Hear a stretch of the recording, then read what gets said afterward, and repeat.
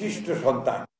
রাজধানীর গুলশানে বিএনপি চেয়ারপারসনের রাজনৈতিক কার্যালয়ে এসে আনুষ্ঠানিকভাবে বিএনপিতে যোগ দেন গণ অধিকার পরিষদের সাবেক আহ্বায়ক রেজা কিবরিয়া।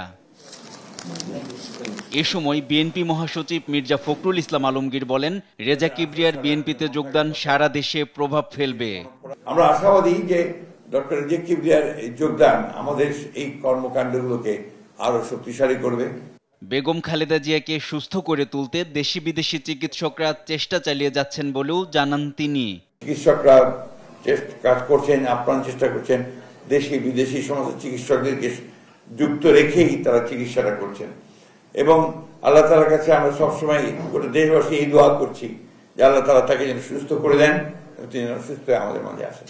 এ সময় সালাহুদ্দিন আহমদ বলেন, গণতান্ত্রিক ধারা অব্যাহত রাখতে এ ধরনের যোগদান প্রক্রিয়া অব্যাহত থাকবে। প্রয়োজনীয় গণতান্ত্রিক সংস্কারের জন্য আমাদের প্রয়োজন অনেক মেধাবী নেতৃত্বের। আমাদের এই গণতান্ত্রিক যাত্রায় যেটা আমাদের মূল লক্ষ্য, জাতির অর্থনৈতিক মুক্তি এবং গণতান্ত্রিক সমৃদ্ধশালী একটি বাংলাদেশ বিনির্মাণের জন্য আমাদের এই ধারা অব্যাহত থাকবে। নতুন বাংলাদেশ বিনির্মাণে তারেক রহমানকে সব ধরনের সহযোগিতার প্রত্যয় ব্যক্ত করেন রেজা কিবরিয়া। বিএনপি এখন যেই নেতৃত্বে আছে, ভারপ্রাপ্ত চেয়ারম্যান তারেক রহমান সাহেব, আমরা সবাই ওনাকে সাহায্য করব একটা নতুন বাংলাদেশ গড়ে তুলতে।